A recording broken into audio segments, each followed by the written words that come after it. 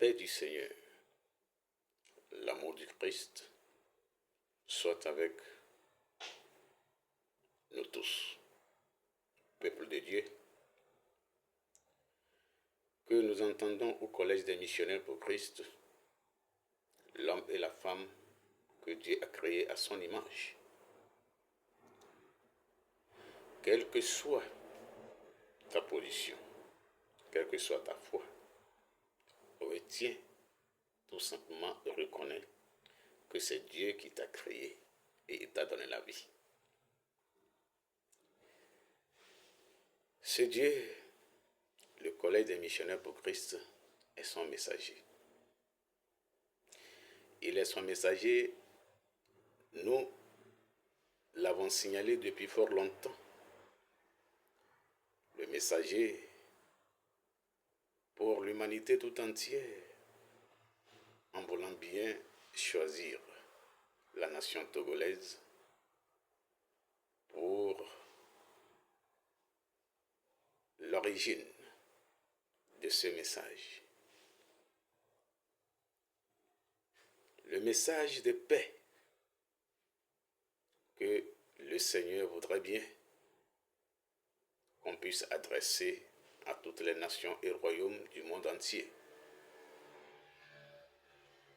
Et tout comme nous l'avons déjà signalé, le décollage, n'est-ce pas, du navire de paix, ce décollage est effectif. Bien-aimés dans le Seigneur, bien-aimés peuple de Dieu, une chose que nous devons retenir, celui qui veut la paix, que le Seigneur est en train de l'étendre, celui-là qui veut la paix dans sa vie, doit craindre Dieu. Je répète, celui qui veut la paix dans sa vie doit craindre Dieu. Nous allons nous inspirer donc des Écritures, les Écritures saintes, pour essayer, n'est-ce pas, de rentrer en possession, n'est-ce pas, des connaissances qui puissent maintenant nous ouvrir les yeux et nous guérir. L'apôtre Paul disait dans sa lettre adressée à Timothée, dans 2 Timothée 3, à partir du verset 6e au 17, toute écriture est inspirée de Dieu et utile pour enseigner, pour convaincre, pour corriger, pour instruire dans la justice, afin que l'homme de Dieu soit accompli et propre, n'est-ce pas, à toute bonne œuvre. À toute bonne œuvre. Nous ne parlons pas, n'est-ce pas, de mauvaise œuvre, toute bonne œuvre. Toute écriture est inspirée de Dieu. De la part de Dieu, les gens ont écrit. Et ces écrits ont été consignés dans ce livre sacré que nous appelons la Bible. Et l'apôtre Paul dit, c'est bon pour enseigner. Quand on enseigne, c'est pour convaincre. Lorsqu'on convainc, on corrige. Et on utilise, n'est-ce pas, ces écritures, cette parole donc de Dieu pour instruire l'homme dans la justice et non dans l'injustice. Afin que l'homme de Dieu que nous sommes, le peuple de Dieu que nous nous soyons, n'est-ce pas, propres, nous préparer à toute bonne œuvre.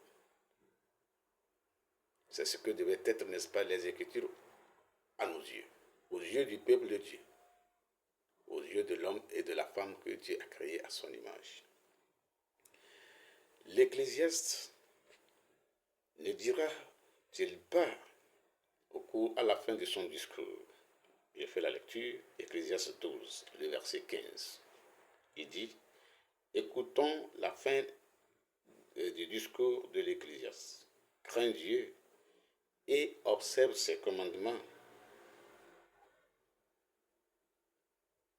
C'est là ce que doit être l'homme. Crains Dieu et observe ses commandements. C'est ce que nous, les hommes, nous devons être, n'est-ce pas, sur cette terre.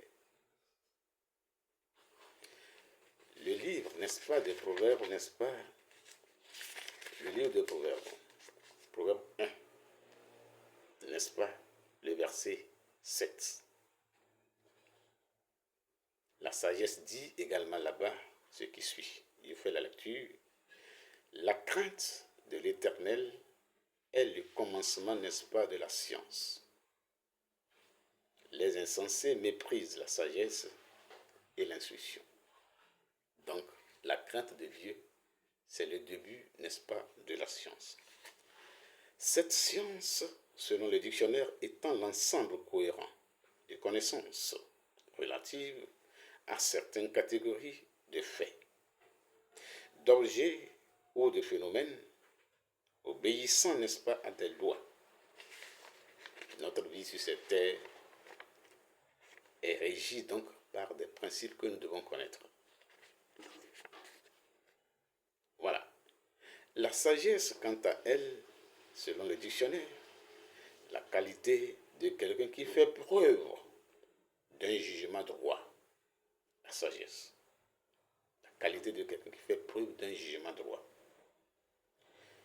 Sûr, averti dans ses décisions, ses actions. C'est la qualité de quelqu'un qui agit avec prudence et modération. C'est ce qui devait être la qualité de nous les humains sur cette terre. L'homme et la femme que Dieu a créés à son image. Voilà. Donc, il est nécessaire donc pour nous que nous puissions sur cette terre, si nous voulons être heureux, comme nous sommes en train, n'est-ce pas, de le vivre aujourd'hui. Tous les malheurs qui nous tombent de partout, tous les malheurs qui nous viennent de partout aujourd'hui, ou les cris de lamentation, l'homme ne sait jamais de crier et rien ne va, rien ne va. Pourquoi nous les hommes devons nous intéresser? Pourquoi rien ne va? Certainement rien ne va plus. Rien ne va plus. Rien allait et maintenant rien ne va plus. C'est là que l'Ecclésiaste nous conseillera et nous dira: en temps de bonheur, jouissons.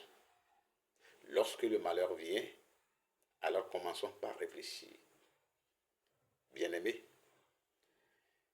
première vidéo, car nos vidéos sont tellement longues et nous allons passer étape par étape. Nous prions le Seigneur qu'il puisse intervenir auprès de chacun afin que la parole qu'il a soit écoutée par l'homme et la femme pour son bonheur. La paix du Seigneur demeure avec nous tous. Première vidéo, suivez le collège des missionnaires dans la deuxième vidéo.